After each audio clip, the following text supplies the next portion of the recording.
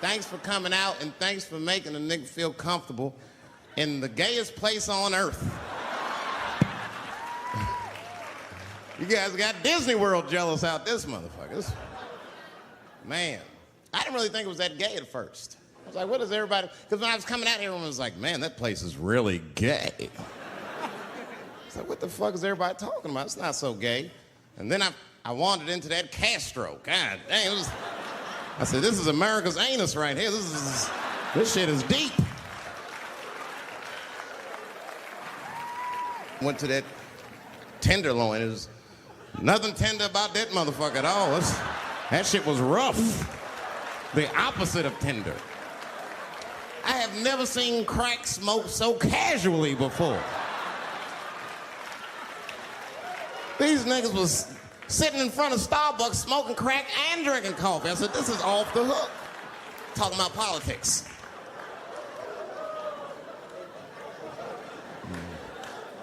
I seen one crackhead trying to break into somebody's car, man, and it struck a chord with me. I tried to stop him. I said, hey! And he looked back and saw me and said, oh, keep an eye out. I said, nigga, that was me that said that. I'm not trying to help you. I want this shit to stop.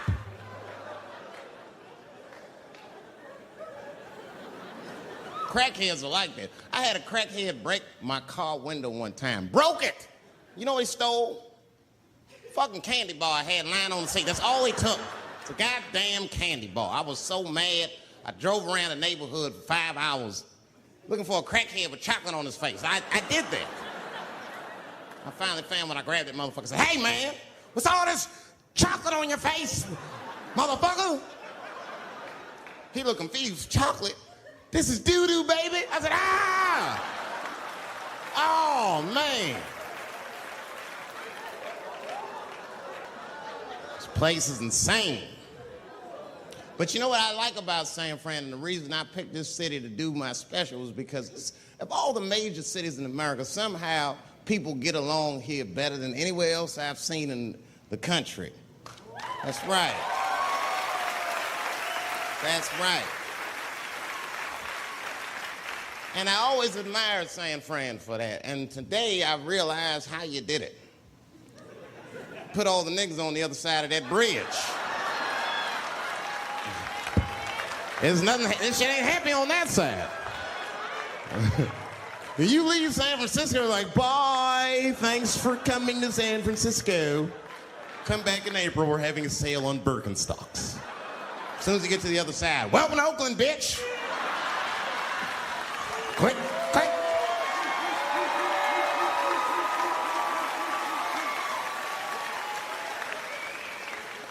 It's fucking crazy. But it also feel like it's an East Coast city in the West Coast. You guys got subways and shit.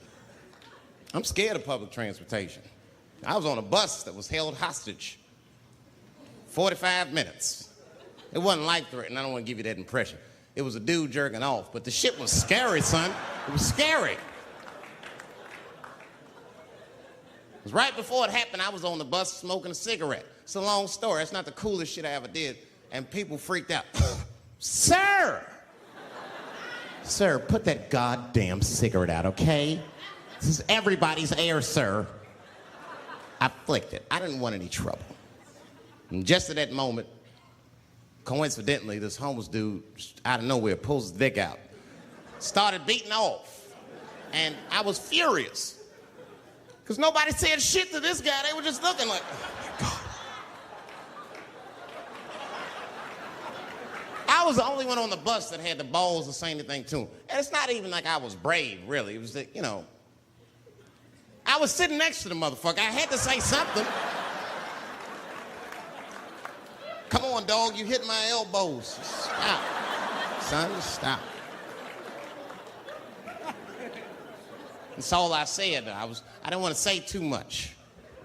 Guys beating off on the bus means there's something wrong with this motherfucker. He's not wrapped so tight. I didn't want to push him over the edge. As soon as I said something, all these dummies on the bus, now they're brave. He's right. Put your goddamn cock away. I don't want to see this anymore. I don't want to see it either. Yeah! Now the guy flips out. All right, everybody, back up. Back the fuck up. I tried to be nice about this. Now everybody freaks out. Oh my God, it's a biological attack. Oh. I'm caught in the middle. I can't lose my cool. I said, hey, everybody, just calm the fuck down or you're gonna get me shot. Let's all just be cool. Let's do what this man says so he'll leave us alone. Now everybody gets quiet.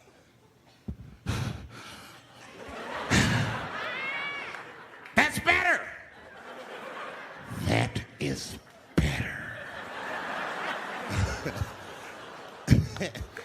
And then he started walking up and down the aisles. He was terrorizing us.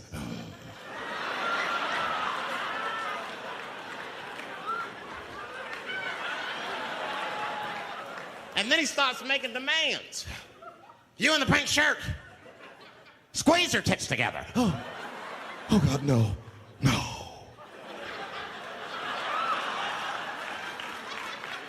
You, stick your finger in your butt. Why? Oh God, why is this happening? Oh God, oh God.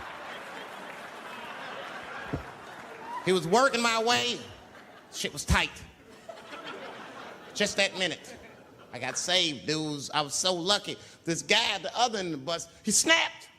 He lost his mind. I seen it happen. Ah! He screamed out, rush him! He can't come on all of us and charge him out. Ah! And it was like a movie. This homeless dude seen him coming and shot one off. Ah! I dodged that shit like the Matrix. Niggas, oh.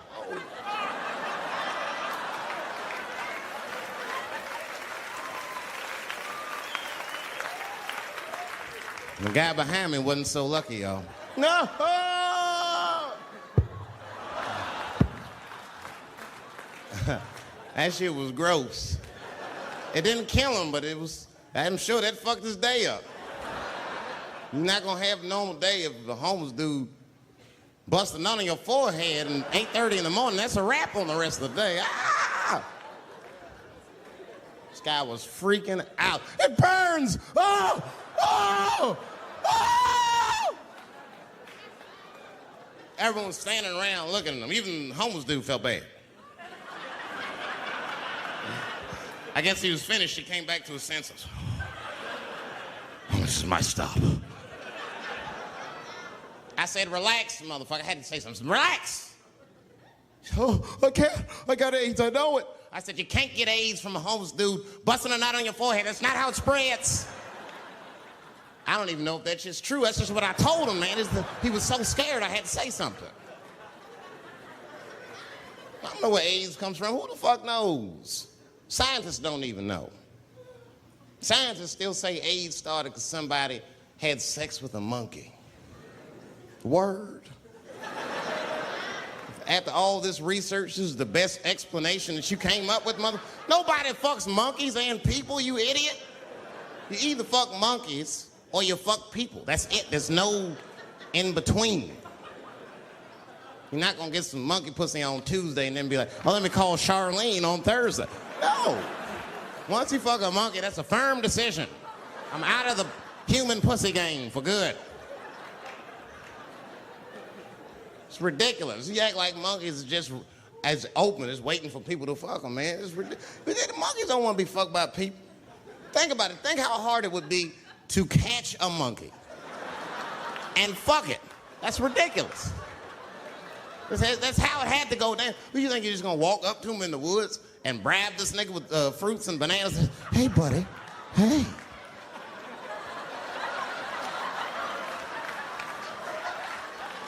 Yeah. There you go, buddy. Yeah. Yeah. There you go, your big, bright red ass.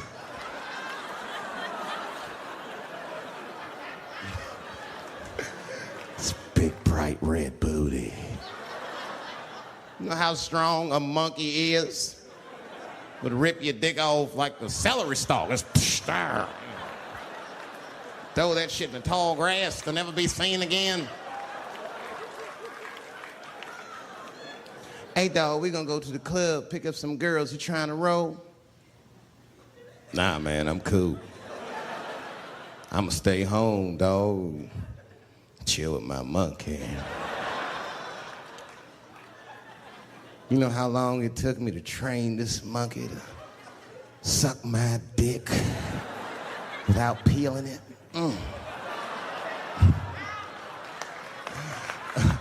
Last night, Chim Chim jerked me off with his feet. Nigga, only a monkey can show you that kind of love and tenderness. So y'all can keep fucking these people if you want, niggas. More monkey pussy for me. Hooking up with an orangutan next week. That's all I fuck is chimps and orangutans. You know who I feel real bad for is Indians. Everybody feels bad for Indians. They get dogged openly because everybody thinks they're dead. These motherfuckers are not all dead, all right?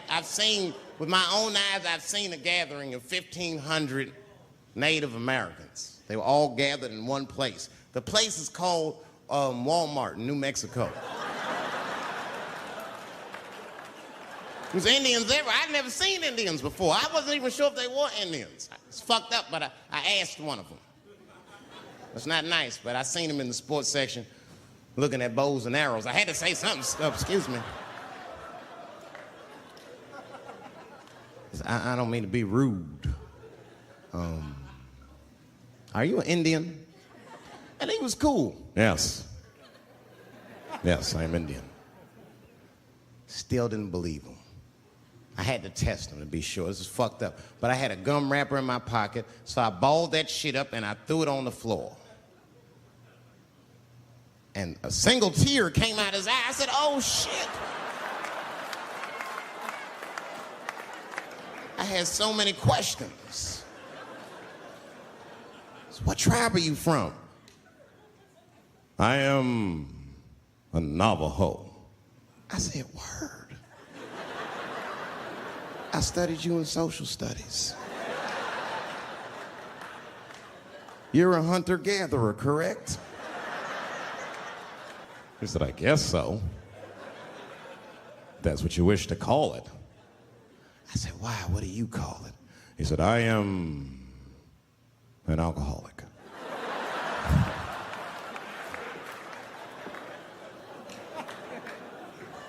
I said, well, what's your name, dog? He said, please. Dog is my cousin. That was a good guess. My name is Running Coyote. What is your name, friend? And that shit caught me off guard. I mean, I didn't want to say my name was Dave to a motherfucker named Running Coyote. This don't feel good enough. He just put me on the spot. I said, huh? My name, what? Oh, my name's Blackfeet. Then I changed the subject. Forget about me. What's going on with you? I want to meet your chief. Why don't me, you, and your chief and your friends get together tonight? We could have a real live peace pipe smoking ritual. We need to celebrate, nigga. I thought you were dead. And he set it up. It was beautiful. It was just like I dreamed. We was all sitting around. Them Indians was beating the drum. Some other Indians came out the back with a long blanket that was folded in half and put in front of us. Open that shit up, and on the blanket was a long wooden pipe with feathers. And bags of weed were all over the blanket. And Chief walked over.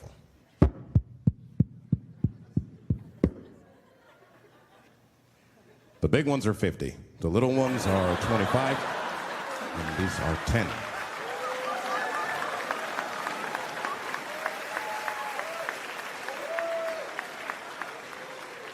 Me and those Indians got high as shit. I was baked. I told the chief, he was talking, I cut him off. Time out, chief. Sorry to interrupt. I'm fucking smashed, man. The weed's too strong. I'm itching. This is PCP, nigga. The spirits have got me. Chief, the spirits have got me. And the chief threw some water in my face. Calm down, blackface. Splash! I said, hey, it's Blackfeet, motherfucker. Take it easy.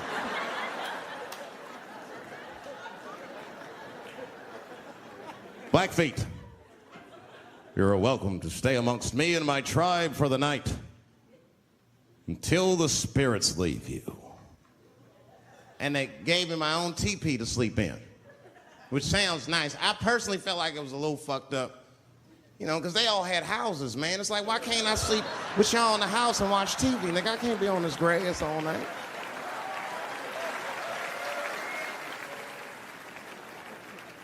Yeah, Indians is rude, man. Everybody's rude. Indians, they eat nasty food. All they ate was corn and shit. Doritos, I think they call them. That's right. People only see the surface. They see the division in our foods. Just because I eat chicken and watermelon. They think that that's something wrong with me. Let me tell you something. If you don't like chicken or watermelon, something is wrong with you, motherfucker. There's something wrong with you. Where are all these people that don't like chicken and watermelon? I'm sick of hearing about how bad it is. It's great. I'm waiting for chicken to approach me to do a commercial, nigga. I'll do it for free, chicken. It's the least I can do. They make fun of Latin people for eating, what y'all eat? Beans, rice, corn. Listen, that's not a reason to hate a motherfucker, all right? It's funny, but it's not a reason to hate. The only reason these things are even an issue is because nobody knows what white people eat. You've been very good at keeping that shit a secret amongst yourselves. I study white people. You don't know that. I'm writing a paper on you. Not even for school, nigga, just to do it, just to get some, I'm just doing this independent research. I'm spending my money, that's why I'm working so hard. I follow you around grocery stores. They freak out. I just try to peek in the cart. They always say, get away from my cart, nigga. What are you looking at? Chicken and giblets are over there. You must be lost. These are vegetables.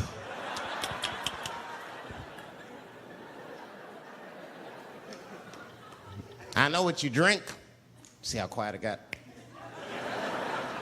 Grape juice. Surprise, motherfuckers, you didn't know I knew about grape juice, did you? Oh, don't play dumb with me. Look at what is it? A lot of black people don't have the privilege of knowing about grape juice because they have grape drink. It's not the same formula that you get. Ain't no vitamins in that shit. You might have one of your black friends over. Todd, would you care for a glass of grape juice? What? Nigga, what the fuck is juice? I want some grape drink, baby. It's purple. I don't think I know what a grape drink is. What? I have some apple juice if you want. What the fuck is juice? I want some apple drink.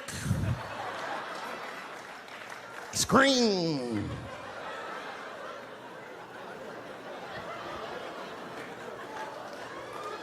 Remember that commercial for Sunny Delight when all the kids run in from outside playing and they all run to the fridge?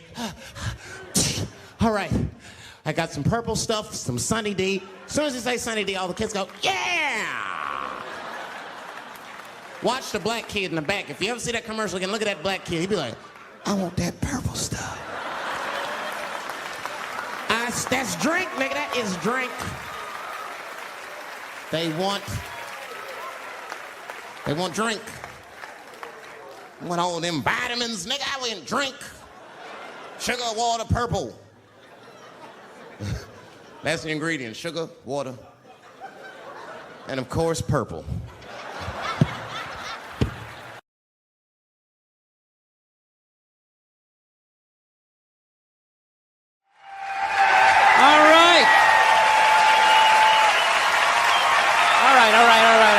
All right, everybody, so, I want to get a gun. I do. I really do. I never had that feeling before till I moved out to Los Angeles. This city just messes with your mind, you know? It's overpopulated, technically doesn't have a water supply, right? The dollar's crashing. Shit keeps you up at night. You're just thinking, what am I gonna do when the zombies come? Right? Start reading up on shit, get some powdered food, plant some zucchini, get a windmill, right?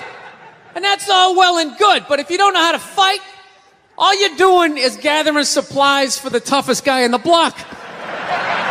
Right? thinking about that. What am I gonna do? Some dude turns me upside down, starts shaking the gold coins out of my pockets. I gotta get a gun. So I'm on the road, right? I'm in Reno, great gun town. So I go down to that little gun store, right? Come walking in, there's some redneck there. I'm like, hey man, I want to get a gun. He's like, I hear you. What you looking for? What you want? Mossberg, over under, 357 Magnum, right? Starts rattling off all this gibberish, right? I don't know shit. I'm trying to play it off. I feel like a bitch because I don't know anything about guns. So I was like, what do I do here? Hell, I'm going to go with honesty. I go, look, dude, I don't know anything about guns. They terrify me, but I'm worried about the zombies. All right? Dude's just like, you need a shotgun. You need a shotgun, man. It's got a good spread. It's easy to load, doesn't have a lot of working parts, got a good spread. He kept saying that. It's got a good spread. I'm like, what does that mean? He goes, well, it means you ain't got to be that accurate. It's got a good spread. Further away you are, the more shit you hit. It's got a good spread. In fact, you got a problem over here, you ain't even got to look. You just turn, wow, that's it. You ain't got a problem over here anymore. Anything that was even remotely a problem ain't there anymore. Trust me. And then these people here, they saw what you just did here. You ain't got a problem here either. Feel me? 90 degrees taken care of right there. One shot. These people get smart, flip it over. Wow, that's it. It's got a good spread. So I'm like laughing my ass off. I'm like, dude, look, I just want to shoot the guy. I don't have to do a bunch of drywall work, you know? Reframe my diploma. Get my parakeet another friend, you know? I just want to shoot the guy. So I'm like, you know, how about one of these pistols? So he does like that classic, like that redneck trailing off thing. Like, you want a pistol? Go ahead, get a pistol. What do I know? I just been here 20 years. You know? Get a shiny one, right? So I was like, what's wrong with getting a pistol? He goes, I'll tell you what, buddy. Because life ain't a movie. You feel me? I'm like, no. Can you please stop speaking in these backwoods riddles? Can you just say what you're saying? I told you I don't know shit about guns. Come on, do me a solid here. He goes, well, look, you ever watch a movie? Guy go, blah, blah, blah. He kills 3 people. Real life, man, you miss. You miss all the fucking time. You miss enough times, man, you're empty. You might as well just be standing there with a big stapler in your hand. Then what you gonna do? I was like, well, fuck it. Let's get the shotgun. So he's all ready to box the thing up, and then I'm like, wait a minute. I live with my girl. I can't just show up with a shotgun, right? That's not some shit you can just come home with. If I found this stool on the side of the road, I can come home with this. Look at it. We can refinish it. We can carve our initials in it. We can have a good time, right? They just show up with a shotgun. Hey, I got it for us, right? One barrel for you, one for me? No. So she kiboshes the whole thing. Till the other night, somebody broke into our car sitting in the driveway. Starts fucking with her head, right? So she starts reading up on guns, you know? She's reading too much, because now she wants to get one, but she's just like, well, I heard you got to keep the bullets in the safe, keep the stock in the garage. And then what? I run around the house and assemble it. There's some dudes chasing me with an axe. You know, even thinking this thing through, sweetheart. Just running around. Where's the scope? It's in the living room. He's in the living room. No, we're getting this thing. I want that fucking thing loaded right on the bedroom wall. Right there. I'll put that thing up my jam sleeves. Just like that. There's no other point. That's funny, though, when you talk about getting a gun, you know? People, like, they either totally for it or completely against it. You know, they either go nuts and start screaming, right? Or they start throwing out those stats. Yeah, actually, you increase your chances of getting shot by 80% the second you get a gun in the house. Really? What, because I'm going to load it and shower with it? Like, The fuck? I know it's dangerous. You get a pool in your backyard, you immediately increase your odds of drowning in your backyard, right? You couldn't do that before. Now you step on a rake and you go. No, I'm telling you. I don't buy into any of that shit. Stats are so fucking stupid. You know? Not that they're stupid, it's the way people apply them. You already have your mind made up, and then you go to I'mRight.com, and you start memorizing a bunch of shit, and then just throw it up at people. guy tried to get me to go scuba diving. I go, I'm not going. I don't want to get eaten by a shark. He's like, well, actually, 90% of shark attacks actually happen in shallow water. It's like, no shit. That's where the people are. Now, it's called the beach. 90% of people are frolicking along the coastline. It's like there's people swimming to Europe. Let's go to Iceland, you pussies. Right? I don't know.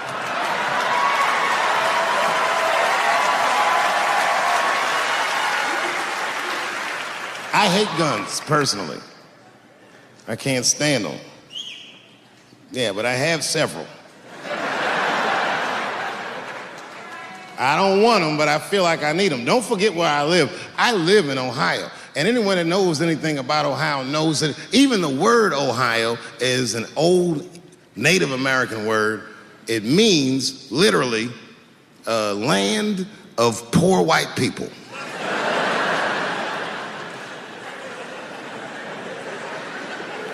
And I don't know what's going on down here, but in my experience, poor white people love, and I mean they fucking love, heroin.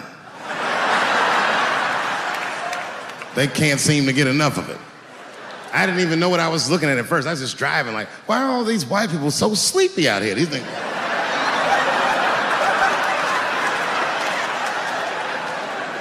It's really bad. As a matter of fact, I was coming out of a nightclub the other night in Dayton, and I'd parked my car in the alley, and no one was out there. I didn't have no bodyguards or nothing. I was home. I figured everything was fine. And as soon as I opened my car door, all by myself, suddenly one of these heroin-addicted whites just pops out of a trash can. It scared the shit out of me. I screamed, ah!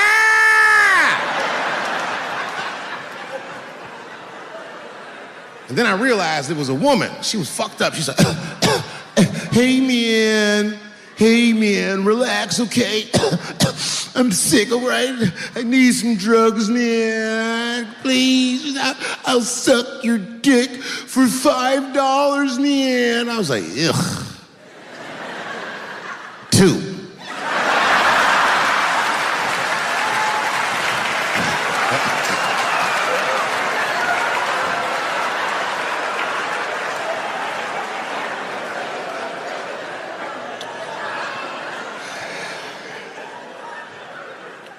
Obviously, I'm joking. This opioid crisis is a crisis. I see it every day. It's as bad as they say. It's ruining lives. It's destroying families. Sadly, you know what it reminds me of, seeing it? It reminds me of us. These white folks look exactly like us during the crack epidemic. You know, it's really crazy to see.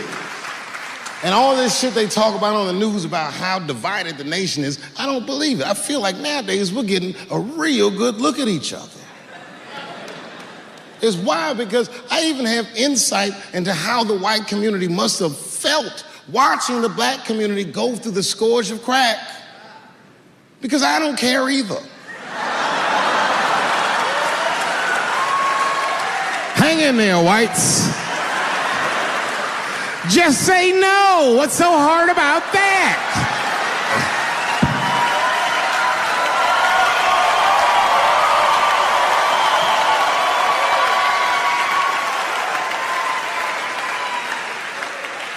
Remember when y'all said that to us? But it's okay. There's no grudges. Now you finally got it right. Once it started happening to your kids, you realize it's a health crisis. These people are sick. They are not criminals. They are sick.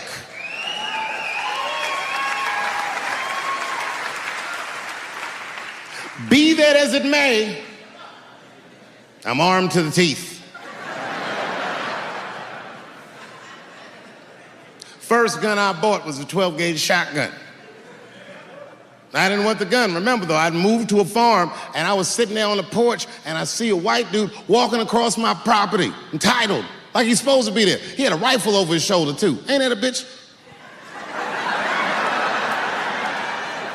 I said, what the fuck is this guy doing on my property?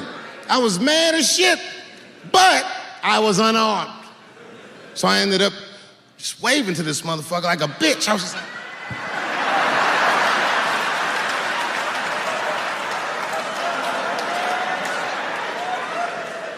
And as soon as he got far enough away, I ran to my car and sped to Kmart. This is in a rural white area. And remember, I was nervous because a guy was on my property, I'm black, and I was sweaty. You know what I mean? And I ran to the gun counter, black and sweaty, sweating and black, and I looked up at the nigga, I was like, I look like a slave or something. I said, I need a gun immediately, like that. Just like that. The guy didn't answer, no questions. He just grabbed a 12-gauge shotgun, handed it to me. I'd never even held a gun before. I'm not a dummy. I'm like, well, I need some bullets too. And the guy reached under the counter, put 2 box shells on the counter. He said, all right, buddy, which box do you want? And I didn't know. One box had a picture of some ducks on it. The other box had a picture of some deer. I said, well, what's that box with them ducks? He said, oh, that there's birdshot. And then he goes just like this, I'm not exaggerating, he goes, that won't kill a man.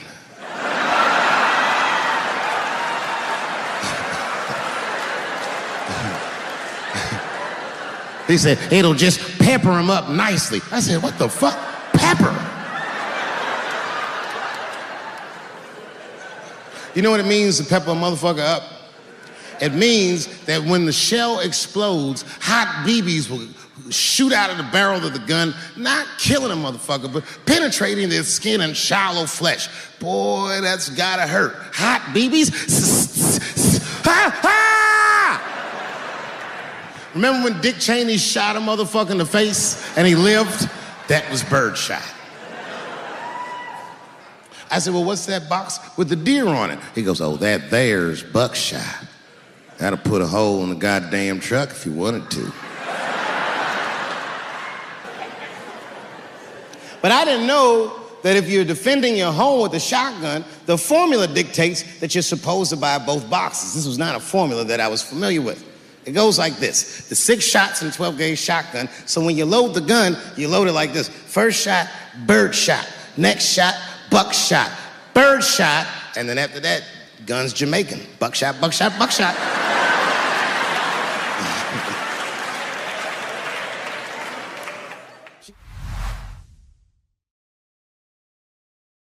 The only thing in our society that bothers me the most is the way that men and women don't get along no more.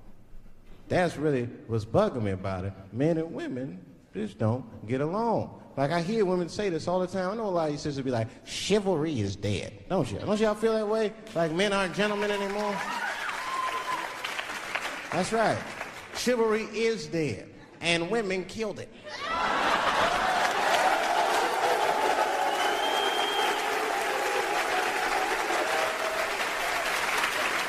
There's a fundamental difference in the way we're going to see things. We're not going to see eye to eye on this issue. We're just not. Our tests in life are different. A woman's test in life is material. A man's test in life is a woman. Now, by test, I mean that those are the things that we desire. Men have nice cars. Not because they like nice cars, because they know women like nice cars. That's how it goes. Because men are hunters, and the car is the bait. And the woman comes and says, ooh, nice Porsche. Gotcha, bitch. That's how it is. That's true. Come on now, you go to a woman's house, her house be comfortable as shit. Women love comfortable surroundings, so men get comfortable surroundings. Let me tell you something. If a man could fuck a woman in a cardboard box, he wouldn't buy a house. But that's still not where chivalry got killed. Chivalry got killed by the feminist movement on the magazines that got women going crazy, because women got too much advice about men from other women. And they don't know what the fuck they're talking about.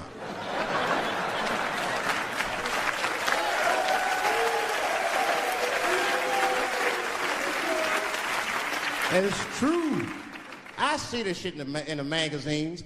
I don't read them, but I be seeing the cover. I be in the grocery store, fellas, you look at one of the magazines like, what is this? And they say on the cover, 100 Ways to Please Your Man by Some lady. Get out of here, man. Come on. Ain't no 100 ways. That list is 4 things long. Just suck his dick, play with his balls, and then fix him a sandwich and don't talk so much, and everything's gonna be happy. Yeah.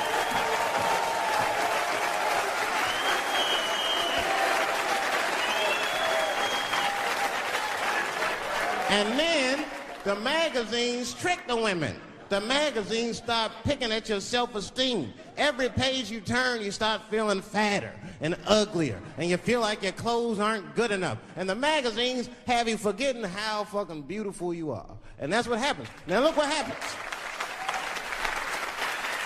And then you forget how beautiful you are, and we all suffer. If pussy was a stock, it would be plummeting right now because you flooded the market with it. You're giving it away too easy. I'm just being truthful. I'm just talking. It would plummet. You'd be watching the news today, pussy plummeted again on the NASDAQ. Gold is up 10 points. You can see it. You ever have this happen? This is how confusing it is. This is the practical application of what I'm talking about. Like a guy be out, this happened to a lot of guys. You be out at a club, bar, right? You're kicking with your boys, and a girl walks by, and man, she looks good. She looks good. Not good in that classical way. I mean, you know, I'm talking good like she got half her ass hanging out her skirt. Her titties are all mashed together, popping out the top of her turtleneck and shit.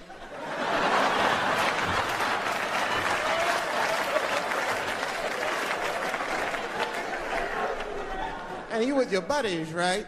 You with your buddies, you got a couple drinks in you, and you see a girl, you might try to talk to her. This might not come out right. I don't know what you say, but damn, look at them titties. Right? The girl gets mad and she, wait a minute. Just because I'm dressed this way does not make me a whore. Which is true. Gentlemen, that is true. Just because they dress a certain way doesn't mean they are a certain way. Don't ever forget it. But ladies, you must understand that that is fucking confusing. Yes, it is. Now, that would be like me, Dave Chappelle, the comedian, walking around the streets in a cop uniform. Somebody might run up on me. Oh, thank God. Officer, help us. Come on, they're over here. Help us. I'm like, oh, just because I'm dressed this way does not make me a police officer. You understand what I'm saying? It's like, all right, lady, fine. You are not a whore. But you are wearing a whore's uniform, I'll tell you that shit right now. Little misunderstandings can happen. And then men, we misunderstand women a lot. You know, we always undermine their feelings. You can't do that to them. You can't, because, see, feelings are, you see how they're clapping? Feelings are very important to women. They are all important to women. I'm just learning this shit. Everything's based on how they feel. You can hear when they tell stories. You ever hear a man tell a story, it'd be just facts. Who, what, when, where, why. It was me and Bob, we was at Safeway. Then that nigga Bob said this. Then I punched that nigga, and then I broke out. That's the story.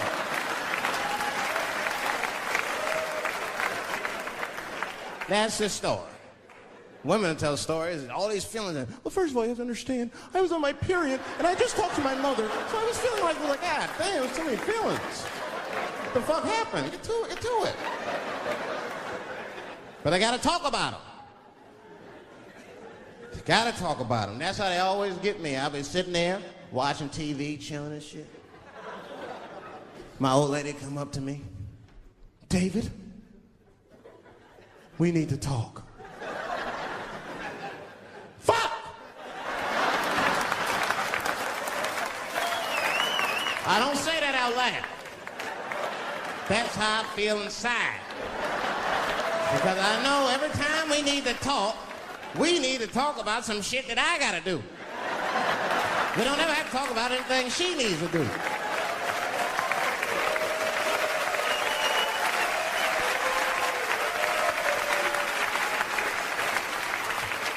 She leaves me defenseless.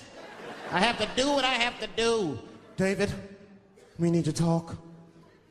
Nah. Don't do that to me, David. This is serious. Stop talking in that voice. No, see.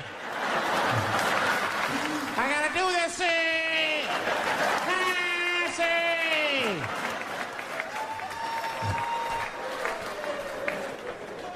I complain, but I'm happy I'm with somebody. I don't want to be single. I don't like that. Sometimes you go to them single clubs, you see too much. I was on the road, one club, and I seen a thing they call a thong contest.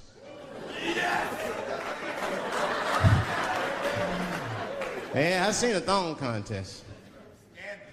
Yeah, it's some scandalous shit, all right. I couldn't get over that, man.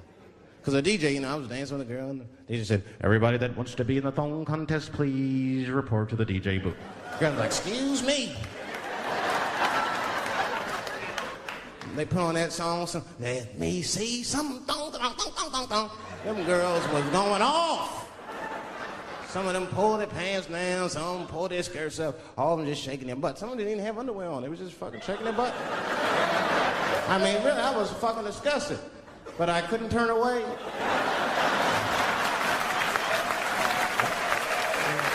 But no, please, for the squeamish, just plug your ears. All right, one of the girls, you get so into it, there's no cops around, right? But she actually, I'm sorry to tell y'all this, she spreads her butt cheeks open. She spreads her butt cheeks open in the middle of a crowded disco, right? I was disgusted because I was like 10 yards away from her. I was like, oh my God.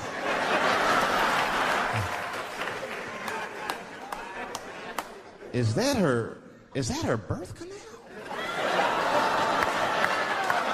Oh, it gets worse. Good God Almighty, is that a baby?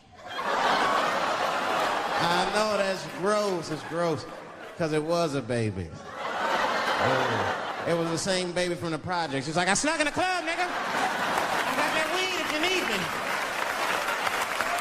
Just pat on the ass, and I'll come out. Hey guys, thank you very much. Everyone in LA for a wonderful week. Been great here. You know what? It's been 10 years since the last time I played Los Angeles, if you can imagine. I know, I've been gone for a very long time. And unbeknownst to you, it was a difficult 10 years. I'm not gonna take you through all the agony I've been through, but it was tough. Some of it you might have seen. I don't know if you ever saw on TMZ, the big headline, Dave Chappelle, drunk on stage in Detroit. Well, if you saw it, I wasn't drunk. I had smoked some reefer with some rappers. Yeah. I don't know if you know anything about hanging out with rappers, but their weed is very strong. Stronger than what I was accustomed to. The article goes on to say I was booed off stage, which is also incorrect. I was booed. I did not leave. It was a long bump. It was a fucking nightmare. 2 puffs of weed, that's all it was. 2 puffs. I never had that happen where I take 2 puffs of weed. I looked at the guy next to me, I was like, I'm gonna bomb, nigga, I can feel it. And that guy called my name, Dave Chappelle. Niggas was like, you know, normally when you do a comedy show, you guys don't know what it looks like up here, but niggas be looking up at you like. That's how the show started. Didn't take long for the faces to switch up, like, what the fuck? I started looking amongst themselves. So I knew I wasn't doing good. I don't remember what I was saying. It just took one person to break the ice. It's a black lady with the Ford Motor shirt on. Stood up suddenly. Fuck you, Dave Chappelle. I said, excuse me? She She said, I worked all week for this shit, and this show sucks. And in a weird act of racial harmony, a conservative white guy stood up and backed her up. Yeah! The whole crowd band together and started chanting, we want our money back. We want our money back. I said, oh shit. I snapped out of it. Good people of Detroit, hear me. Hear me now. You will never get your fucking money back. Fuck that. I said, I'm like Evil Knievel. I get paid for the attempt. I didn't promise this shit would be good. Boo, they said, fuck you. This went on for a long time. And then after the show, I felt so bad, I took half of the money from the show, thousands of dollars. I said, I'm gonna give this to charity. You know what I did? I bought $25,000 worth of bubble gum and drove around Detroit and handed it out to the homeless so they could chew it and still be hungry.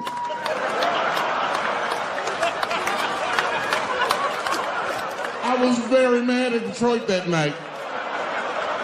Because not only did I bomb, nigga, I had to go back to the very same room the next night and do it all over again.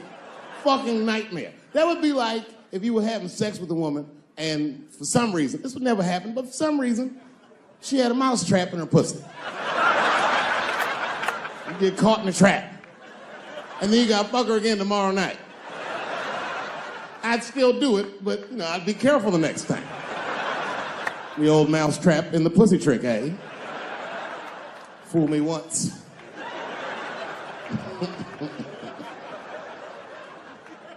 Yeah, it was a tough time. And I wanted to give up sometimes. I almost did give up, but then right before I gave up, I decided not to. But I made the call. They answered the phone. Hello? Dancing with the Stars. I said, not yet. Not yet. Yeah. Oh, if you see me on that shit, it's over. Trust me. My spirit is broken. If you see me waiting for them judges,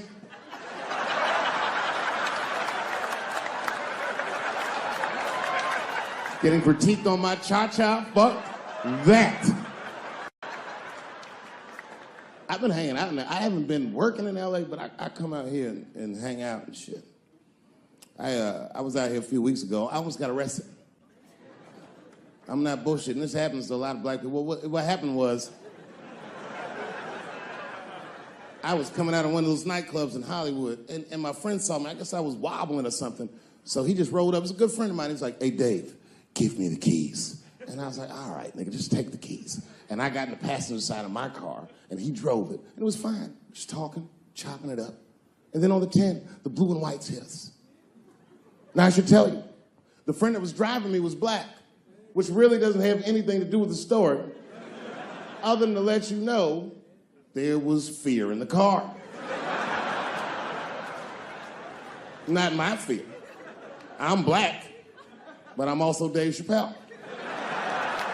So I figured, you know, shit'll probably be fine.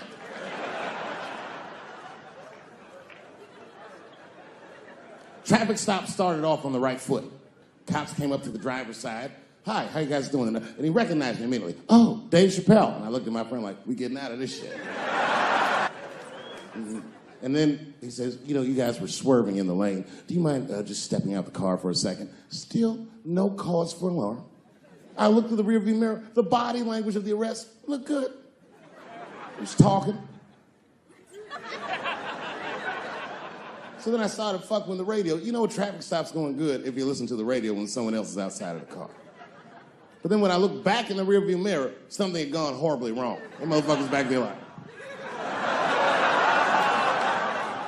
And the next thing I knew, they were stuffing him in the back of the car. And I thought, you know, when anybody would think of a situation like that, oh my God, what is gonna happen to me?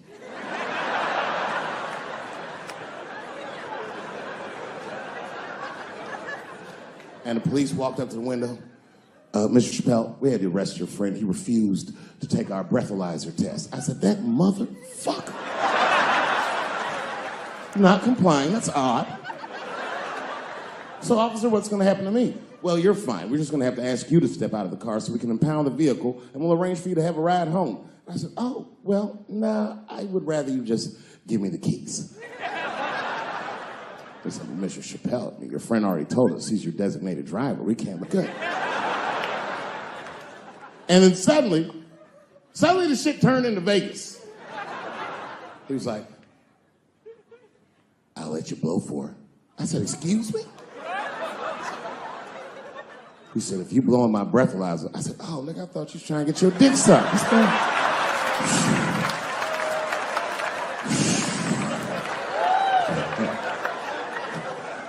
If you blow in my breathalyzer and pass, I'll give you the keys to the car. I said, set him up, nigga, let's play. And I blew in that thing, and it made a noise. I said, uh-oh. And he looked at it and he said, oh, well, Mr. Chappelle, I guess you're free to go. I said, I am. I didn't know that thing didn't pick up weed. I drove home on a 30 miles an hour. Yeah, no, it all worked out. It all worked out. I'm one of the lucky ones. It doesn't work out that well for everybody. I saw that videotape of that lady that got beat up in L.A. in the traffic. You see that shit on rush hour traffic? They beat a black woman's up. It was so fucked up it didn't even go to court. The city of L.A. just gave that woman $1.5 million for her pain and suffering. That is not bad, considering that's the same amount of money that Marcos Maidana made to fight Floyd Mayweather the second time. And this woman obviously hasn't trained a day in her life. You can see it on the tape. She didn't come to fight. Her guards were low. She was taking a lot of shots. A lesbian woman that tried to sell a story about me to TMZ. Thank goodness TMZ could see right through the sham of that story. This woman claimed that I beat her up in a nightclub because she was a lesbian. That is fucking crazy. Bitch, I didn't even know you was a woman.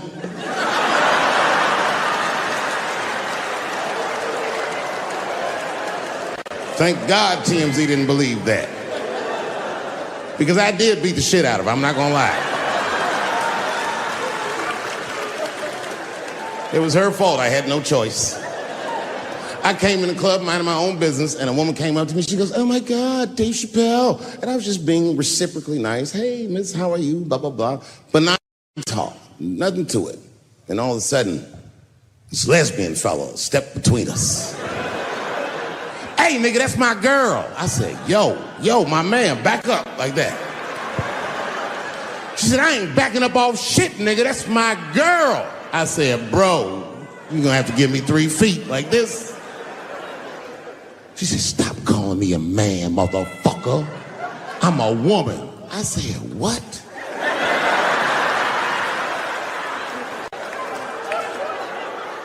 And then I looked deep in this nigga's cheekbones. I said, oh my God, you are a woman.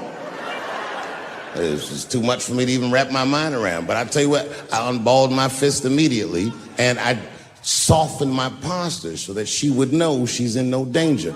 I even changed the tone of my voice. I said softly, sweetly, like a pimp might say. Bitch, I'm about to slap the shit out of you.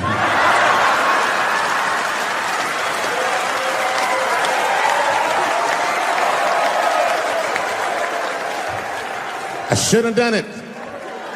Oh, I wish I didn't say that. She dropped that foot back. Boop, she was in a perfect southpaw stance. Her shoulders were angled correctly. Her head movement was good. I said, oh no! This bitch boxes for real. She threw a wild hook at me and I saw it coming from yesterday, so I slipped it like this. I had no choice. I had to go to work. I let that jab go. You should have seen me go, nigga. I tenderized them titties like chicken cutlets.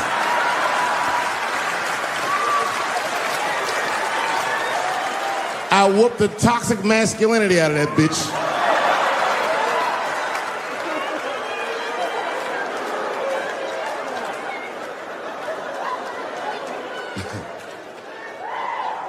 That's why I don't go out no more.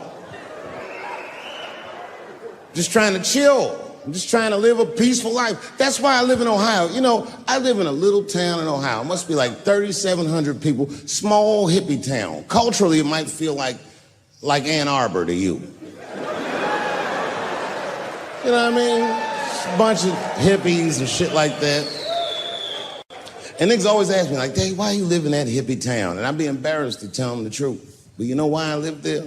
Because Yellow Springs, Ohio has the most beautiful women in the world. And a lot of people might disagree with me, but you gotta see them for yourself. They're gorgeous. But it all depends on what you're into, you know what I mean? I like white bitches with dirty feet.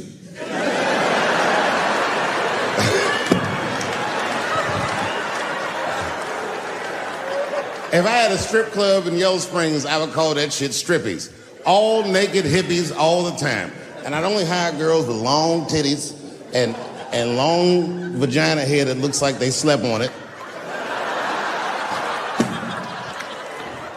And I would keep a pile of dirt right next to the stage. I come like, bitch, get your feet in that dirt and get up there and give those people what they came to see. Chalk up, bitch.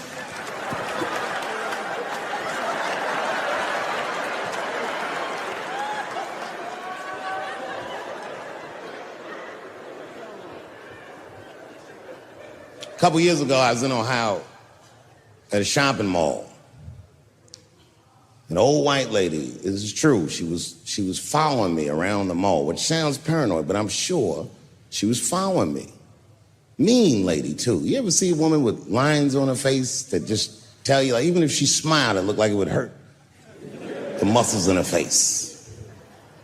I knew she was following me because she was at places that had nothing to do with her. I'd be looking around like, what is this old bitch doing in GameStop and Foot Locker and all the places I like to go? Every time I see her, she'd just be looking at me, oh, man. And eventually, I forgot about her. So then after I'm shopping, I go all the way to the back of the parking lot. I'm parked all the way in the back. And as soon as I open my car door, I hear a voice go, Dave Chappelle. Just like that. I didn't even have to look. I knew it was her. And I looked back, and sure enough, there she was, that face. To be honest with you, she probably wasn't even that old. She's probably around my age. But she was a white woman. This bitch looked terrible.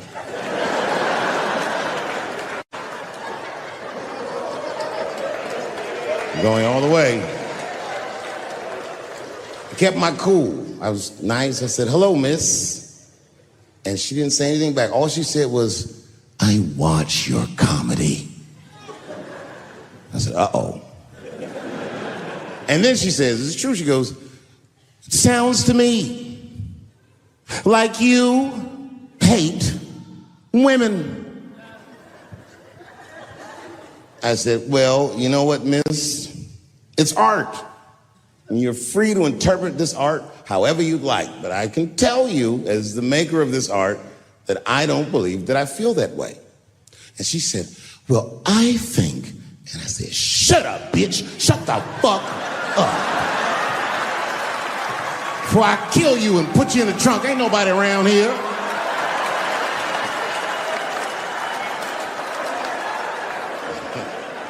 I'm just kidding, I didn't say that.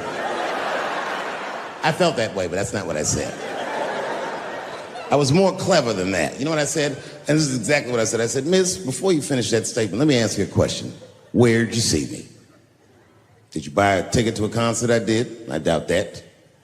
Or maybe you watched one of my specials on Netflix. Or did I follow you to your car and do my act? She said, what? I said, keep it in the comment section, bitch. This is real life. Ta-ta.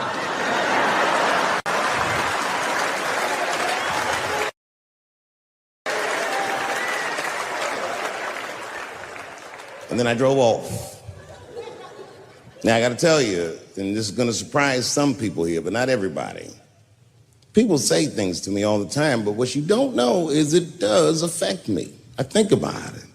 And that one bothered me a lot. I was driving home, couldn't stop thinking about what this woman said because she's not the first woman that said that to me. It's puzzling. You know what I mean? Like, what could I possibly be saying that would make these bitches think I hate women.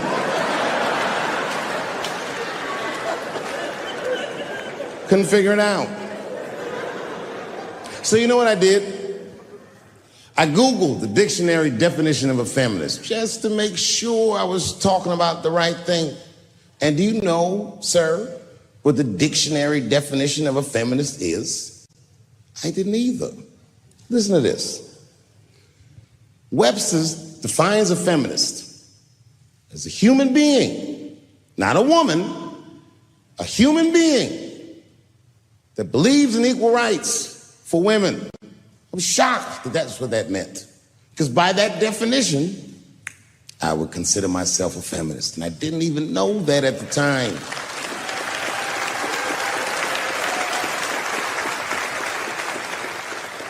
All these years, I thought it meant frumpy dyke.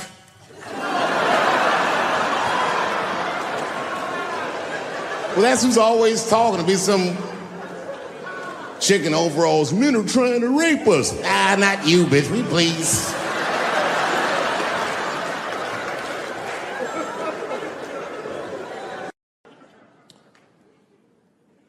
The second time I met O.J. Simpson.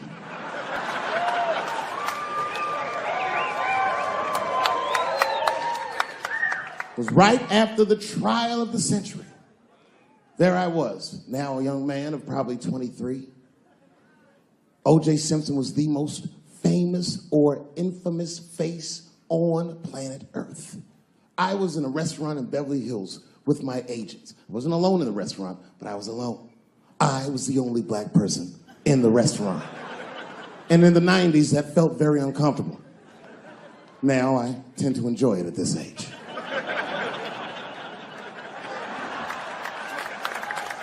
I was having dinner with my agents, celebrating a deal that they told me was lucrative, but I later learned fucking sucked. And suddenly, a group of women walked by. Every race was in that group.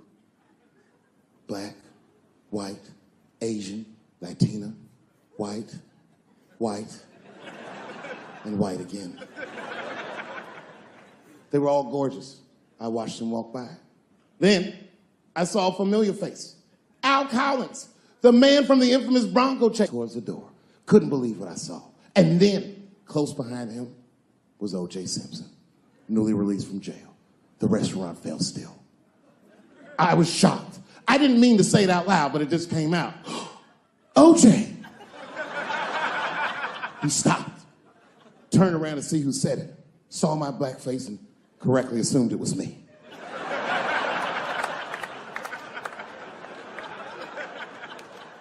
I was sitting in the corner of the booth. He leaned over all the white people I was having dinner with and shook my hand. How are you, young man? He looked in my eyes, and I could see in his eyes that he didn't remember meeting me the first time. And then he walked away. And I looked back at my agents, and all of them had nothing short of disgust on their faces. And the only one with the courage to voice their disgust was a woman named Sharon, who used to represent me. How could you, she said. How could you shake hands with that murderer? I said, Sharon, with all due respect, that murderer ran for over 11,000 yards.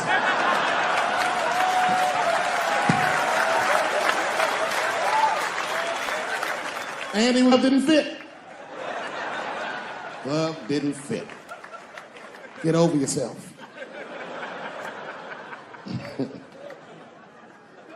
Some people can't do that. Some people just can't get over themselves.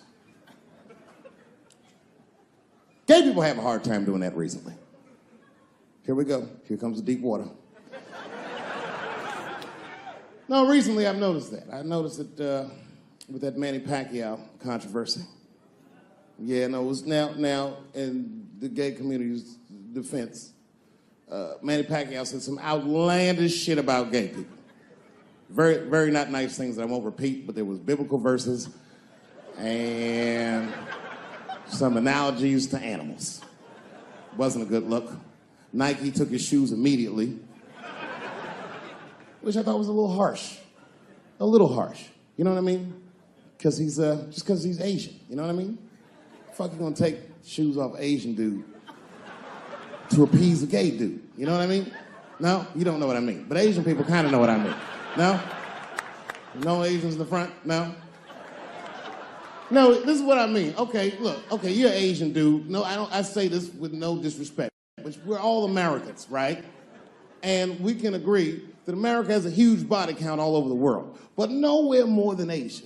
Literally, if you look at history, recently, we have bombed the masculinity out of an entire continent. We dropped 2 atomic bombs on fucking Japan, and they've been drawing Hello Kitty and shit ever since. There's a lot of lady boys in the wake of our bombs. And I know these things because my wife is Asian. She's Filipino. All right, well, okay, so that explains it. Now you know why you see me at all those Filipino events. I'm not there picking up pussy, I'm dropping some off.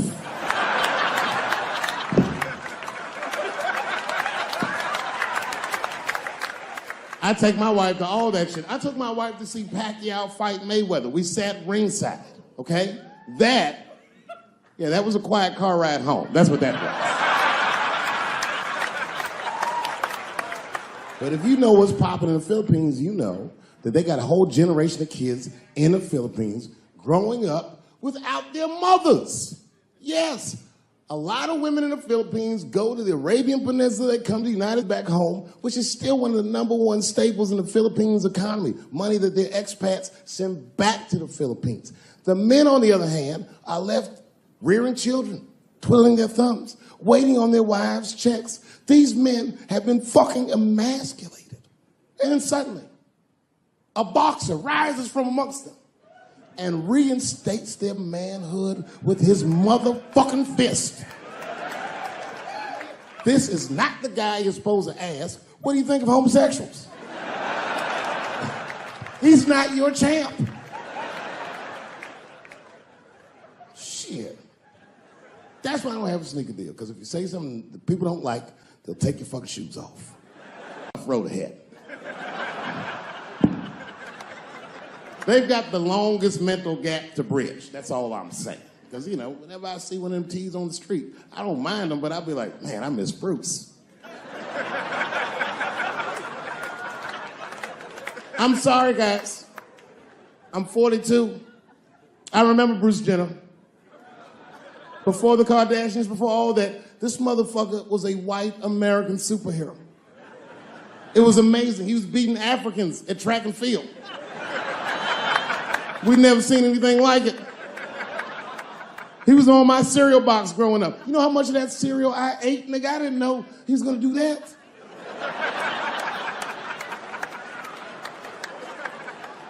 I knew before you guys knew. I heard things on the street in Hollywood. You know, you just be out, see people. Hey, what's up, Kanye? Why the long face? Nigga, you'll see. I got 2 mother-in-laws now. And when I heard he was gonna do it, I was scared. I didn't think the public was ready. I didn't think the media was ready. And you know what? I was wrong. Never seen anything like it. Welcome to the world, Caitlin. So long, Bruce. Hello. Somebody called me a nigga in traffic last Wednesday. It's so long, it takes a minute.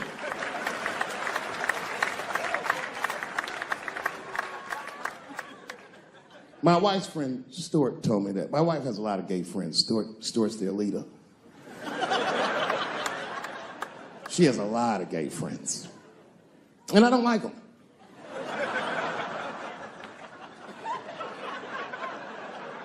Not because they're gay, I'm just judging them on the merits of their character. They're just not nice dudes. They're fucking rude house guests. They're sitting on my couch, giggling with my wife, eating my motherfucking macaroons. And I come in, they act like the party's over. Hey, Stuart, what's going on? This guy talks to me the way a cat would speak if a cat could talk. Hi, David.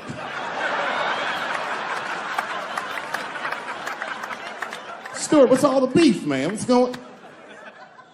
He always wants to have some kind of gay political argument. The last one was about a petition in federal court to take the words husband and wife out of the law. I said, well, why would you want those words out the law? He said, because it discriminates against same-sex couples. I was like, niggas, please save me the semantics. Just trust me, take your chips and get the fuck out of the casino. You're about to decide, talk that over amongst yourselves, and whichever one of you is gayer, that's the wife.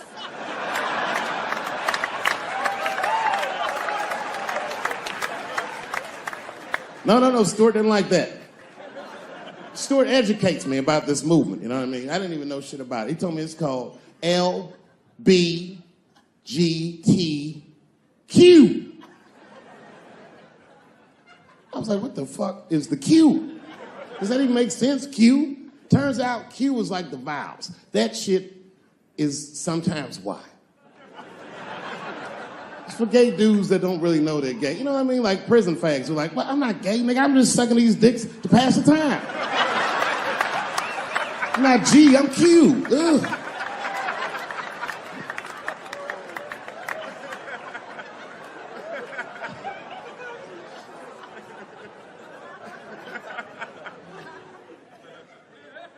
I think, okay, again, of all those letters, the T has the toughest road ahead. In fact, I think the T should stand for tough. If Martin Luther King had a sneaker deal, we'd still be on the back of the bus. They always true, the Nike exec come up, hi, Martin, we need you to tone down the talk of civil rights and blacks being humans. It's upsetting our southern distributors. But I don't understand. I thought that's why I had a sneaker deal in the first place. Not quite. Really, it's a walking shoe, and we like the marching, but try to understand. Fuck that shit. You know, I get it, though. I understand why gay people are mad, and I empathize. You know what? I'm just telling you, this is a black dude. I support your movement, but if you want to take some advice from a Negro, pace yourself. These things take a while. Just because they passed the law doesn't mean they're going to like it. Brown versus Board of Education was in 1955. I was shocked. Is this happening? Wait a minute. Is this a time in American history when an American can make a decision for themselves, and even though other Americans don't understand it, they'll support it and let this person live a happy life? Is this what's happening? If it is, then good for America. That's Dave Chappelle, the American. Although Dave Chappelle, the black American, he was a little jealous. I was like, how the fuck are transgender people beating black people in the discrimination Olympics? If the police shot half as many transgenders as they did niggas last year, it'd be a fucking war in LA. I know black dudes in Brooklyn, hard street motherfuckers that wear high heels just to feel safe.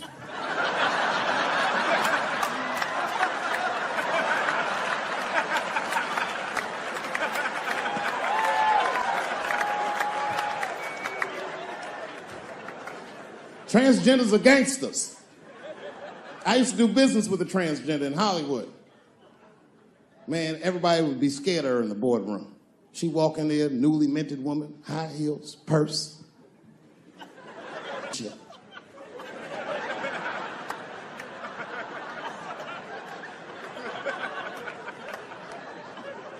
And then she walked to the head of the conference table, stare at us all, reach in her purse and pull her old dick out and throw it on the table. Let's talk business, gentlemen. Ah!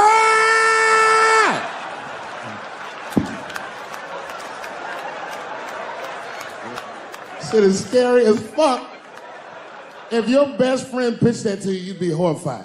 Yo, nigga, let's go to the hospital and cut our dicks off and make pussies out of them shits. What? Can't we just get matching jackets or tattoos or something? Sure, that's what you want to do? There's only one way to find out, nigga. Wu-Tang, bow, bow. Let's go to the club and trick niggas into fucking us, yeah. I know it's fucked up, but I tell you the truth. You know, everything's funny. Everything's funny till it happens to you.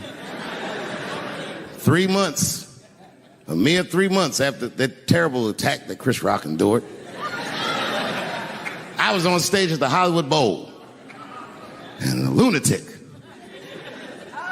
jumped out of the crowd and attacked me. Now, I gotta tell you, if it happens to you, you don't even know what the fuck is happening. It was like slow motion. I just looked over. I don't know this nigga. And I just looked and said, oh my God, I'm being attacked.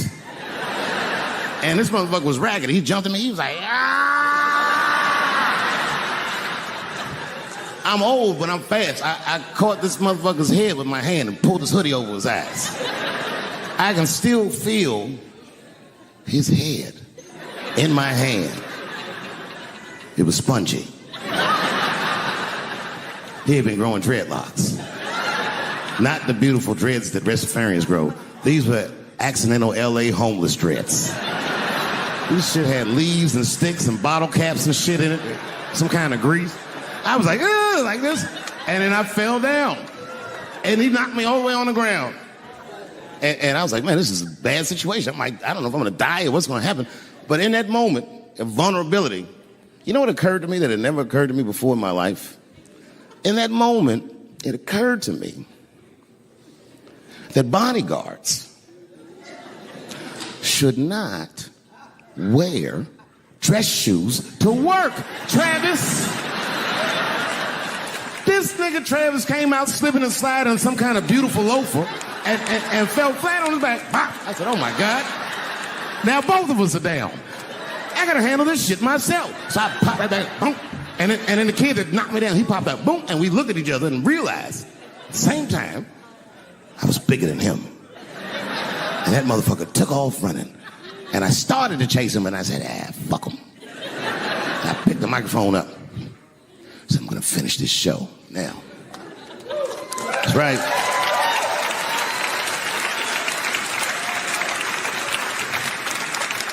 For 3 months before that, I'd been making fun of Chris Rock. And people would ask me all the time. They'd say, Dave, what would you do if you were Chris Rock and Will Smith slapped you in the face? And to this day, the answer is the same. Well, I don't know what I would have done. I've never been in a situation that extreme. But I do know now what Will Smith would not have done. And that is enjoy the rest of his evening. Man, listen. We gave that kid a good while. We was whooping his ass. Not we. I mean, I was on stage trying to think of a joke to tell, but they was beating this nigga up right behind me. Everybody could see it. Everybody could see it. And I'm sitting up there trying to think of what to say. And I'm tongue-tied. Me, of all people, can't think of anything to say. Look at my karma. Just that moment. Of all the people in the world, Chris Rock walks from backstage, walks up to me in front of 20,000 people, grabs the mic out of my hands and looks at the crowd and goes, was that Will Smith? Man, motherfuckers fell out of their chairs laughing. I was standing there looking stupid. I was fucking furious because I'm thinking in my mind, nigga, this is my attack.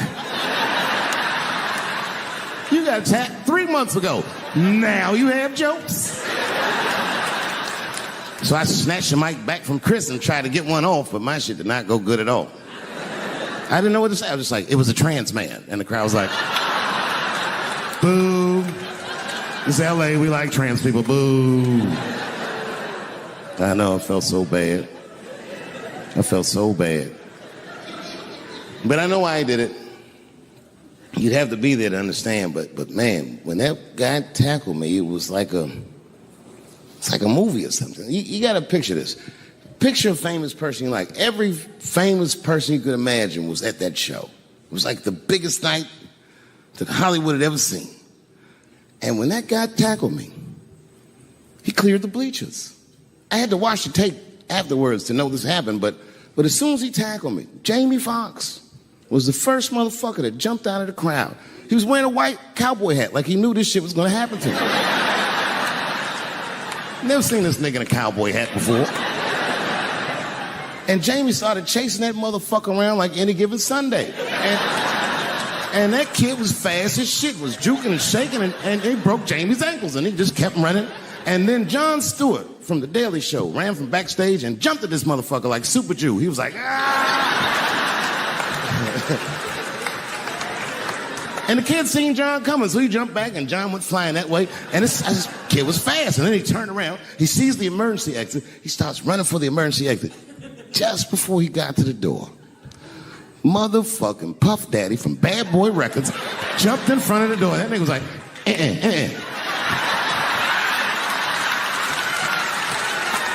Boy, Puffy got that motherfucker. And then every celebrity just ran out because every celebrity saw themselves in me and they just started beating the fuck out of that kid. And I know Chris was backstage looking like, nobody helped me.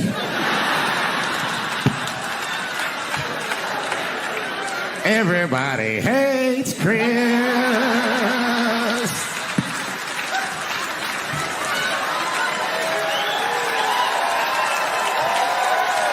Thank you. Thank you. I like not knowing what's going to happen. I like making memories. Sometimes I do all this crazy around my colleagues just so that they can tell their friends I did it. But rather than talk about myself, just briefly, I want to just talk about my genre. Stand-up comedy is an incredibly American genre. I don't think any other country could produce this many comedians. And unbeknownst to many people in this audience, I don't think there's opinion that it exists in this country that is not represented in a comedy club by somebody. Each and every one of you has a champion in the room. We watch you guys fight, but when we're together, we talk it out. I know comics that are very racist, and I watch them on stage, and everyone's laughing, and I'm like, that mother means that.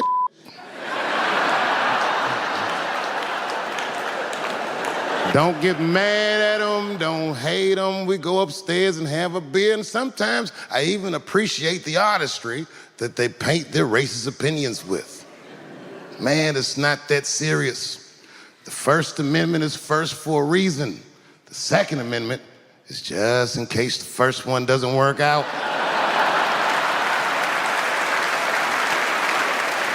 We gotta let some air out of the ball, man. The country's getting a little tight. It doesn't feel like it's ever felt in my lifetime.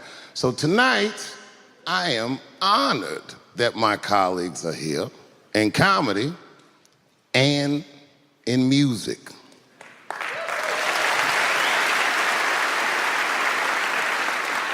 And I want everyone in America right now to look at me. Look at me smoking indoors. I didn't ask anybody, I just did it. What are they gonna do? Kick me out before I get the prize? No, nigga, this is called leverage.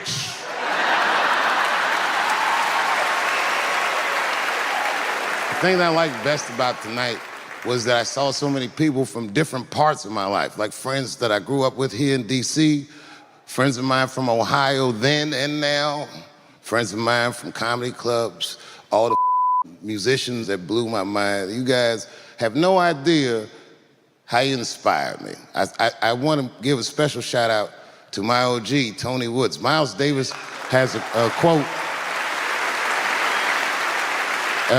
It's one of my favorite. Miles Davis said so much cool shit, but one of the things he said I always loved, he said, it took me years to learn how to play like myself.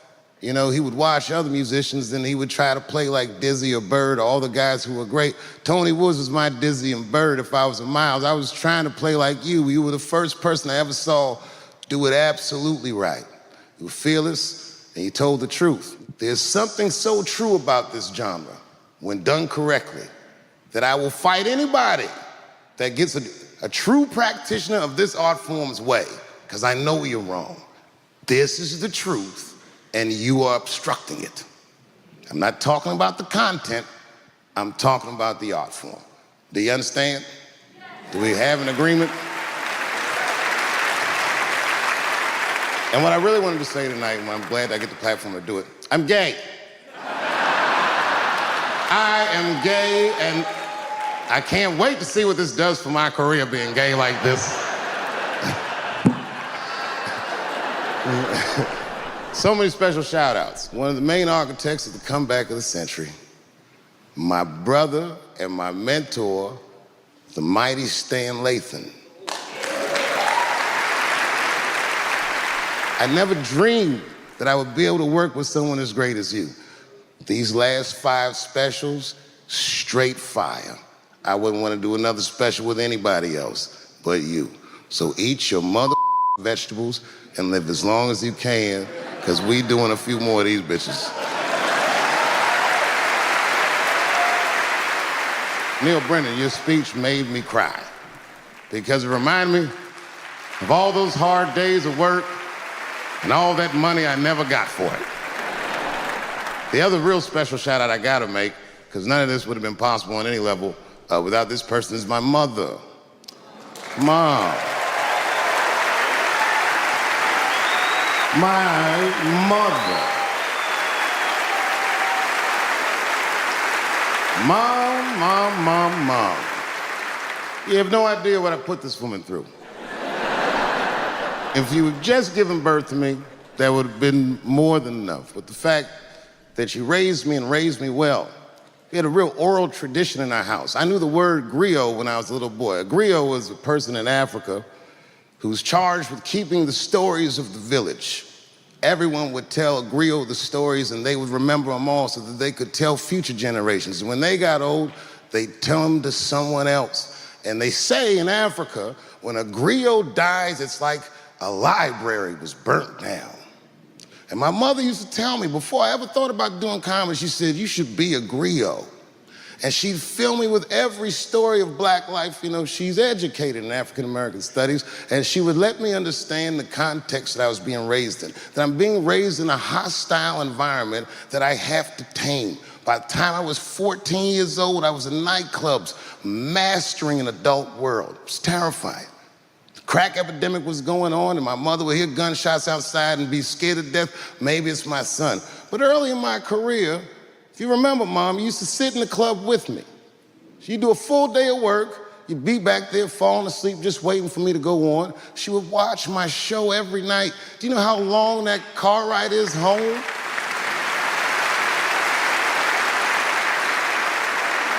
How many of you have ever heard your mother say, jokes were a little too much tonight, son?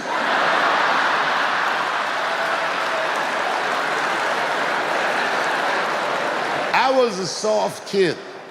I was sensitive, I'd cry easy, and I would be scared to fist fight. And my mother used to tell me this thing, I don't even know if you remember, but you said this to me more than once. You said, son, sometimes you have to be a lion so you can be the lamb you really are. I talk this like a lion. I'm not afraid of any of you. When it comes word to word, I will gab with the best of them, just so I can chill and be me. And that's why I love my art form, because I understand every practitioner of it. Whether I agree with them or not, I know where they're coming from. They want to be heard. They got something to say. There's something they notice. They just want to be understood. Love this genre. It saved my life.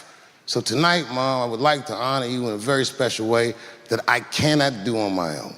But because now I'm a man with great and influential friends, I'd like to ask my man Thundercat to come out on the stage. Thundercat, the mighty most deaf.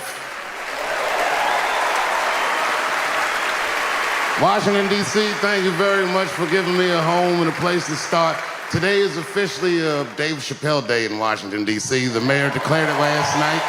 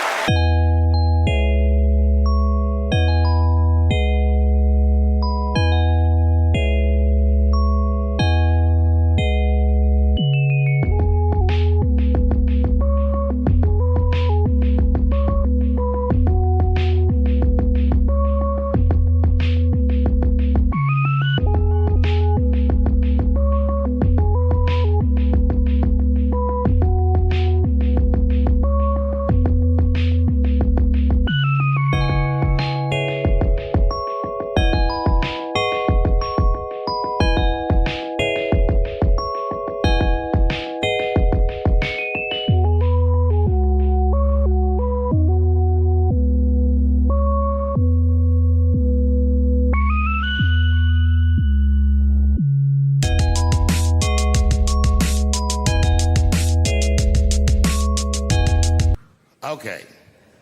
Before I did Killing Them Softly, when I was 22, HBO gave me the biggest opportunity of my life at that time. They gave me a half-hour special, but this shit was not like a special, you know what I mean? It was like, it was generic. It didn't even have a title. It was just Dave Chappelle. And I shot it in San Francisco at a place called Broadway Studios, which is on the second floor of a building. And beneath Broadway Studios is a nightclub. And the special was only supposed to be 30 minutes. And I got ready, I practiced, I did all the shit I was supposed to do. And the night that I taped, 20 minutes into my 30-minute set, I'll never forget this, music started blasting from the nightclub underneath. You could hear it real loud, and it fucked my whole show up, and I was devastated. I was a young man. I really believed in what I was doing, and I thought that my dream had been killed. So when I got off stage, I ran down the steps to the alley behind Broadway Studios and where the control trucks are parked, and I kicked that motherfucking door open, and I started yelling at all the producers. I was nobody in show business, just a guy that believed in us. I said, man, you fucked everything up. That fucking music, what the fuck were you thinking? And there was a guy who was a big-time producer, I ain't saying no names, and he stood up, and he said, hey, kid, sit the fuck down. He said, we didn't ruin anything. He said, we made a deal with that nightclub to not play music, and they didn't honor the deal. And I said, who didn't honor the deal? And he pointed to a guy. I'll never forget it. It was an old white man sitting in the Ford Taurus by himself. And he said, that guy right there. And I didn't waste no time or ask no questions. I went to that Ford Taurus, and I beat on that window, and I said, open the door, motherfucker, I want to talk to you. And that old man looked at me for 1 second and wisely drove the fuck off. And left me in the alley cussing at anybody who would listen. And 2 minutes later, literally 120 seconds later, couldn't have been any more than that, the doors of the kitchen in the alley of that nightclub underneath Broadway Studios flung open. And that old man was standing there, that same old man with reinforcements. He had 2 big goons with him, and he looked at me, and he was calm as a cucumber. He said, you, come here. I want to talk to you. I didn't know anything about the streets at this age. But I found out later in my life that these men were Russian mobsters. And I don't know what you guys know about the Russian mob, but these are the niggas that killed Denzel in Training Day.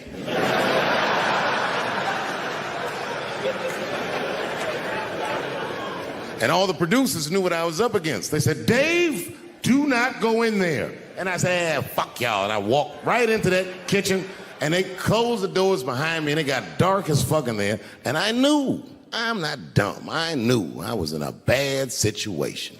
But you have to understand, I believed in what I was doing, and I didn't give a fuck. Just kept cussing at these motherfuckers, telling them how they ruined my life. And that old man couldn't believe that I was talking all this shit. And as soon as I took a breath, he stopped me gently. He said, hey, kid, listen. Your friends lied to you. He said, we made a deal, but your friends never paid me. And when he said that, I realized I was locked in a kitchen.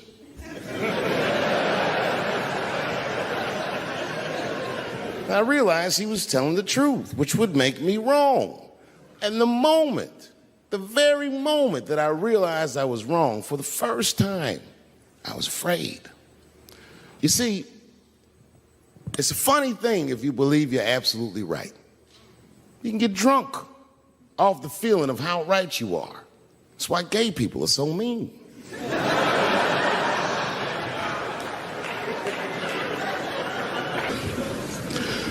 I started doing stand-up comedy when I was 14. I'll never forget the first time I was on stage. The guy that introduced me was a guy named J.T. Newton. I'm 47. I can close my eyes and remember the introduction like it was yesterday. It went like this. Ladies and gentlemen, this next young man coming to the stage is starting his comedy career tonight. Who knows? We may be witnessing the birth of a star. Please welcome Dave Chappelle.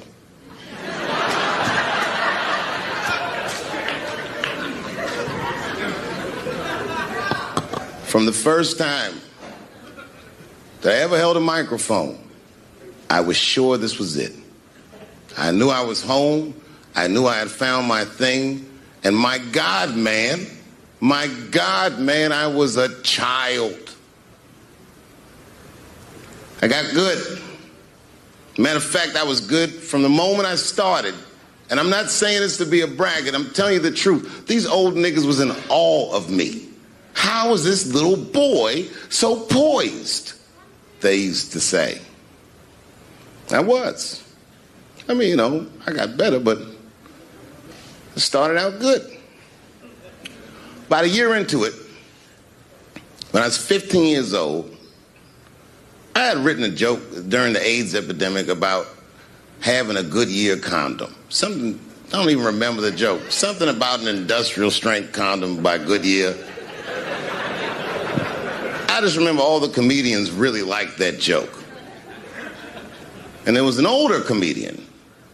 And he came to me one night after the show, after he saw the joke, and he said, listen, I got an audition at another comedy club, and I was wondering, do you mind if I do that joke? I just want to borrow it. Now, I'm a kid. I don't know any better. I'm like, borrow it? Well, I guess, sure, if it'll help your career. I let him do the joke. And then weeks later, I was waiting to go on at a comedy club, and he went on before me, and he did the joke. And after the show, I pulled him aside and I said, hey, man, I don't mind you borrowing my jokes, but you got to give them back.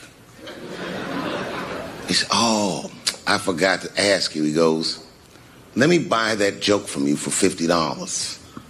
And I said, man, I'd do it, but I'm just starting out. I need all the material I can get. The idea being that the more material I can accumulate, the faster I'll be able to make money for my work. I said, I can't do it. I want my joke back. I'll never forget this. Remember, I was a 15-year-old child. This guy was a grown-ass man. He stood up over me so I could see how big he was. And he said to me, really? I can just take it. And he did. I got scared because I was a child. But I never forgot that. I never forgot that. I was 15 years old. I'm 47 now. I think about this guy all the time. When I look at my own kids and I see how young and innocent they are, I can't believe someone did that to me. And I don't think about it every day because that was the worst thing that happened to me. I think about it every day because that was the first time that someone ever did that to me. But in my career, it has happened many, many times since, where someone would intimidate me or scare me and take something that I believe was mine. I'll tell you another story. Now I'm 18 years old. I'm living in New York City, and I just finished my first road tour, which was a very difficult tour. I'll spare you the details. Now I'm back in New York, but my rent is paid, thank God. And I have $60 to my name, and a woman that I had met in Pittsburgh, a bad Dominican bitch,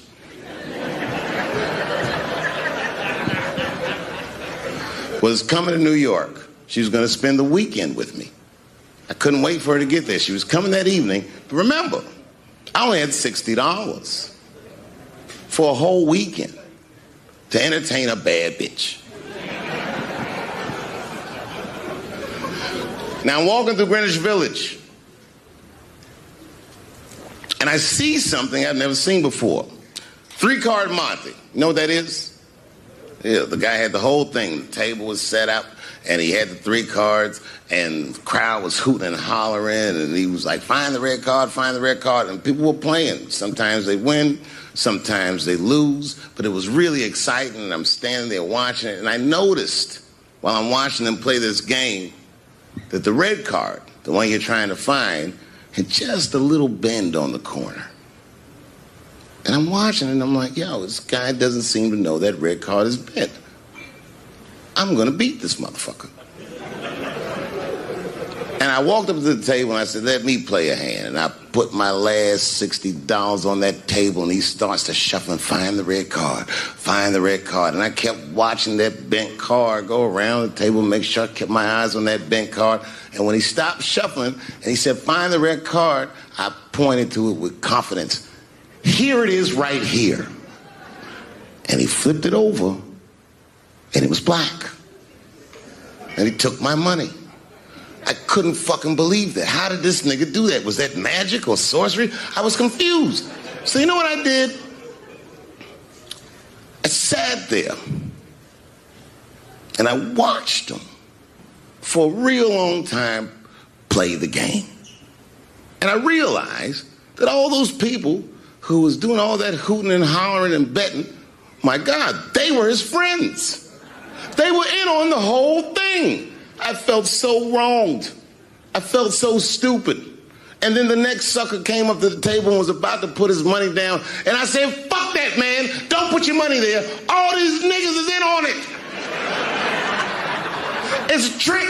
And when I said that, the guy that was dealing, and this motherfucker was huge, snatched me up by my collar. Feel how strong he was when he grabbed me. I was a skinny little guy. And he was gonna maul me. The only reason he didn't, I'm sure, is because he saw the fear in my face. And that fear, he looked at me. I saw his eyes go from hard to soft. He softened. Then he looked at me like the way a father would look at a child. And he said to me, young man, don't ever come between a man and his meal. I never forgot that either. Most niggas would have to run the streets for years to learn a lesson that profound. It took me 2 seconds. Never get between somebody and their paper. Taking a man's livelihood away from him is akin to killing him.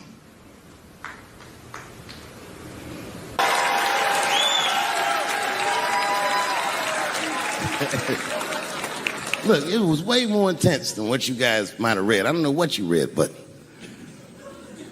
the kid, while we was beating on him, reached in his waistband, pulled out a .22 caliber pistol. That shit was mayhem. Everybody started screaming, oh my God, he's got a gun. He's got a gun. And then I got scared. I was in the back, but I was scared because I knew that everybody that was with me was armed. Yes, if they had shot and killed this kid on stage at the Hollywood Bowl, like I pay you to do, Travis.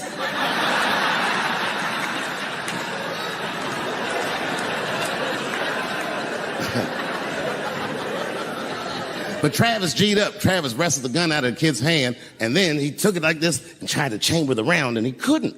So he pulled the trigger, and it wasn't a gun. A knife blade popped out of the front. I guess this kid was gonna stab me. Some scary shit. So the next night, even though I didn't have a show, I said, I gotta get right back on stage. And I went and did a show. And someone in the audience screamed out, Dave, what happened with the attack? And I didn't know there was journalists in the room. All I said was that this nigga had a knife that identified as a gun. I got 6 more weeks of bad press for that joke. I didn't even do nothing to this nigga. That's not right. That was not right. And then the New York Post went to the jail and interviewed my attacker like he was some kind of hero. And I read that interview. It turns out the entire attack was my fault. Yes, I triggered him. I didn't mean to. I had done jokes about the homeless. It turns out this young man was homeless. And I mean, there's no way I could have known this. But I will say, for a homeless guy, this nigga had incredible seats.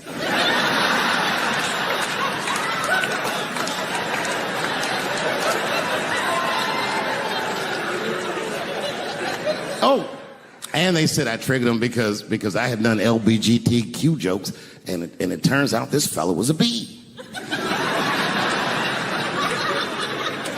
That was the headline in the article. It said, Dave Chappelle's alleged attacker is bisexual. I said, alleged attacker? This motherfucker definitely attacked me. I'll show you the tape. He's allegedly bisexual.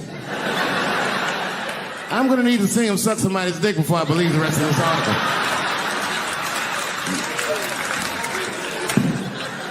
I read that shit in the paper. I was horrified. I was like, oh, bisexual? I could have been.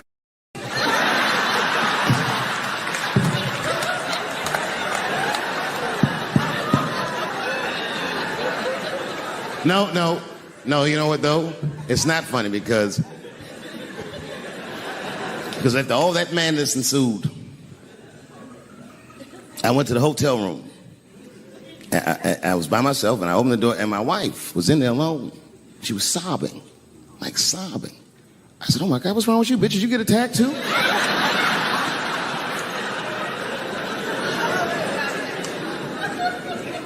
And she's crying and she said, oh my God, David. She said, if you had died tonight, me and the kids would have nothing.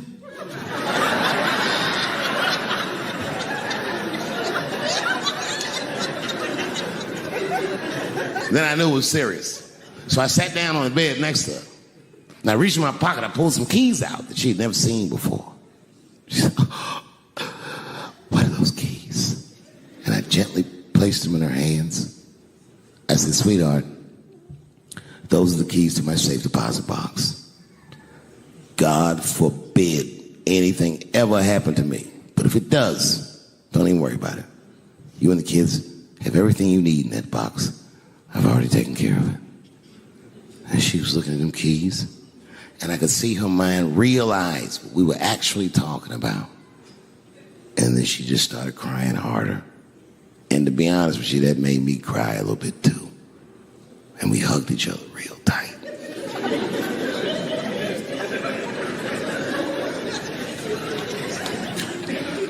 Do you know this bitch looked in the box while I'm alive and well? Who does that? Oh my God. And then she was mad at me. She said, God damn it, David, I opened that box. I said, you did? She said, yes, I did. And there was nothing in there.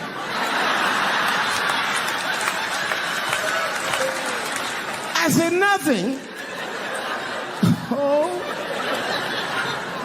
She said, nothing except your stupid joke book. I said, whoosh.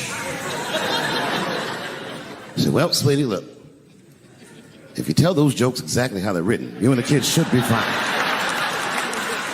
They're really good jokes.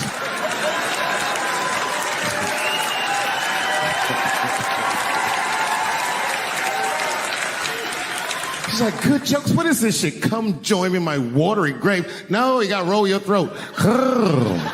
Join me in my watery grave.